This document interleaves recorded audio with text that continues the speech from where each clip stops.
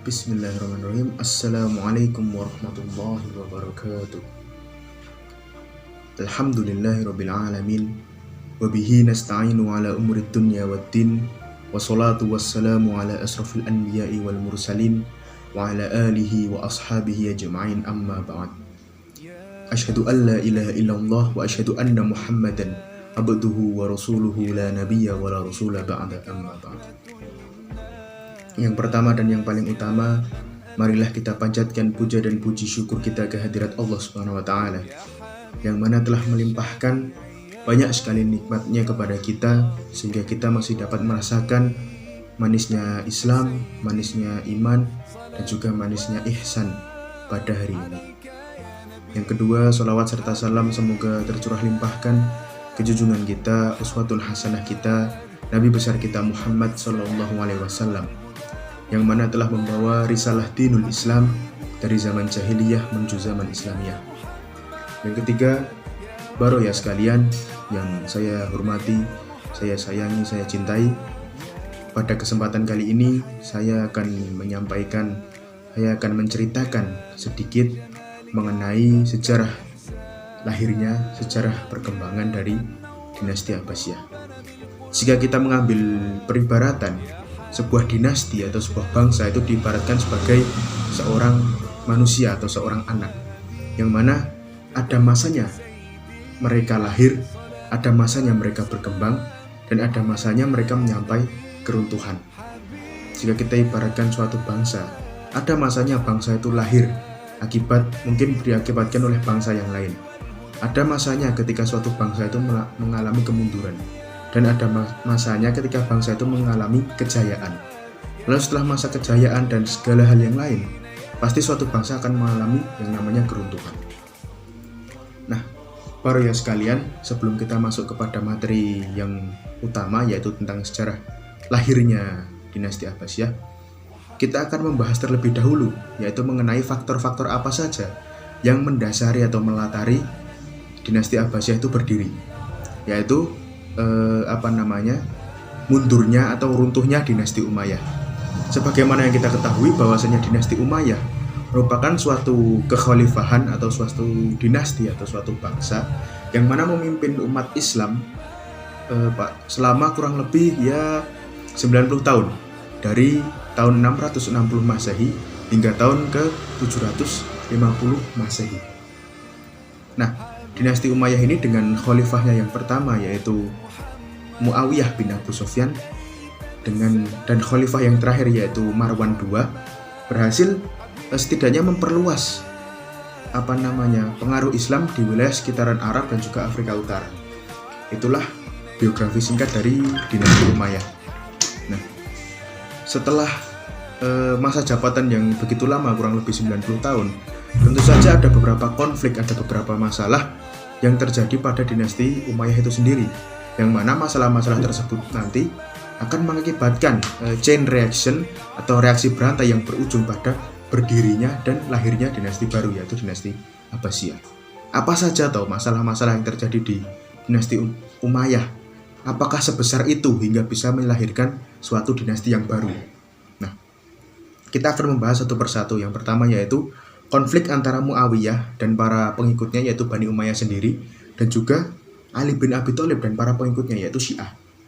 Yang mana sebagaimana kita ketahui bahwa meskipun konflik ini terjadi di masa yang jauh dari masa kemunduran dari Bani Umayyah sendiri, tapi efeknya itu masih terasa bahkan hingga ke akhir zaman atau akhir periode dari Marwan II, yang mana ketika Marwan II itu hendak ditangkap dan dieksekusi, salah satu kelompok yang mendukung gerakan tersebut adalah kelompok Syiah, yang mana pendukung dari Ali bin Abi Thalib. Lalu pergantinya sistem pemerintahan dari yang awalnya demokrasi menuju sistem pemerintahan yang monarki atau anak turun temurun.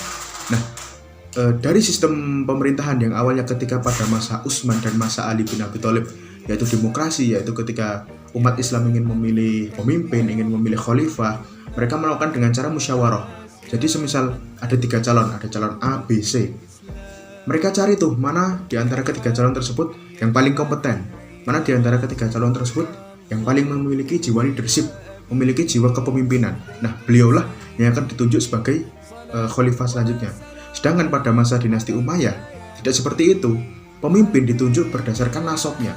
Jadi apabila seseorang itu masih memiliki darah keturunan dari Umayyah, masih bersaudaraan dengan Umayyah, maka tidak menutup kemungkinan bahwa orang tersebut akan menjadi putra mahkota dan bahkan menjadi khalifah selanjutnya. Lalu perebutan kekuasaan. Nah, perebutan kekuasaan ini terjadi pada masa akhir dari dinasti Umayyah. Jadi waktu sekitaran periode tahun 740-an itu terjadi bahwa seorang khalifah dari dinasti Umayyah, beliau tidak menunjuk langsung pada akhir masa kepemimpinannya sebelum beliau meninggal. Beliau tidak menunjuk penerus atau khalifah pengganti berikutnya, dan bahkan beliau juga tidak memiliki anak laki-laki untuk meneruskan jejak khalifahnya. Sehingga pada saat itu Bani Umayyah terbagi menjadi beberapa fraksi. Ada fraksi A, fraksi B, fraksi C, yang mengakibatkan secara internal itu melemahkan kekuatan dari dinasti Umayyah. Lalu ada juga membeda-bedakan kasta antara kaum Arab atau orang Arab asli dengan kaum non-Arab. Meskipun sama-sama Muslim, tapi para tokoh-tokoh Bani Umayyah, para pemimpin-pemimpin Bani Umayyah, mereka itu mendiskriminasi dan juga merasisi para orang-orang Muslim yang bukan warga Arab asli. Jadi semisal ada seorang Muslim namun dia berasal dari Ethiopia, dari Afrika, beliau akan dipandang rendah meskipun ilmunya lebih tinggi, derajat keilmuannya lebih tinggi, tapi karena beliau bukan orang Arab, beliau akan dipandang lebih rendah daripada para tokoh-tokoh Bani Umayyah. Lalu kita menuju kepada materi yang berikutnya, baroya sekalian, yaitu sejarah lahirnya atau bagaimana Bani Abbasiyah, dinasti Abbasiyah itu bisa lahir. Nah, setelah terjadi banyak sekali pergolakan, terjadi banyak sekali masalah yang ditimpa oleh Bani Umayyah, akhirnya seorang tokoh dari dinasti Abbasiyah atau Bani Abbas yang bernama Abdul Abbas As-Saffah mencetuskan, ayo kita mengadakan revolusi, kita mengadakan pemberontakan, mengadakan kudeta.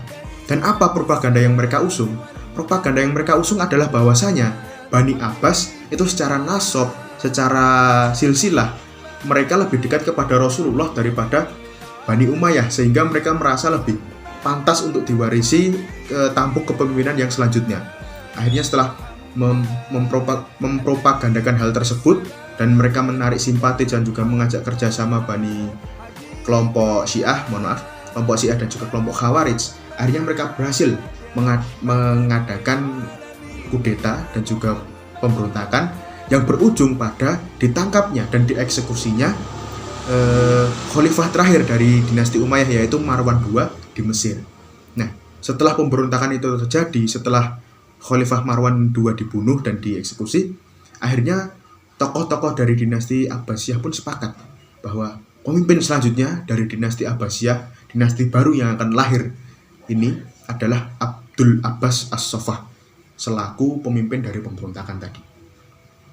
Nah, Bani Abbasiyah sendiri atau dinasti Abbasiyah sendiri memimpin lebih lama daripada dinasti Umayyah, yaitu sekitar 500 tahun, dari tahun 750 Masehi hingga tahun 1258 Masehi. Dalam masa kepemimpinan yang lumayan lama itu, salah satu khalifah yang lumayan terkenal, bahkan paling terkenal, itu adalah Khalifah Harun al-Rasyid, yang mana sudah bukan cuma terkenal tapi juga kinerjanya itu banyak tercatat di mana-mana. Apabila baroya sekalian sering membaca kisah Abu Nawas, kisah 1001 Malam, baroya sekalian akan menemukan bahwasanya pencapaian yang dicapai oleh Khalifah Harun al-Rasyid ini tidak main-main, tidak kok sekedar membangun sekolah, tidak kok sekedar menyatukan masyarakat, tidak seperti itu. Tapi beberapa pencapaian yang dicapai oleh Khalifah Harun ini adalah salah satunya beliau berhasil berasimilasi dengan kaum non-Arab yang sekiranya memahami cabang keilmuan yang lebih mantap, seperti semisal ada tokoh dari Afrika atau tokoh dari Eropa yang menguasai bidang astrologi, kedokteran, lalu filsafat yang lebih mumpuni daripada mereka.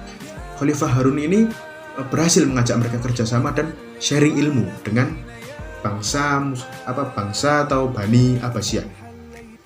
Selain itu, Khalifah Harun sendiri telah berhasil untuk membangun rumah sakit, sekolah kedokteran dan sekolah farmasi, yang mana pada saat itu, pada masa itu, yang namanya kedokteran, yang namanya sesuatu yang berhubungan dengan kesehatan itu sesuatu yang priceless gitu loh. Jadi sesuatu yang sangat istimewa, sesuatu yang sangat wah gitu.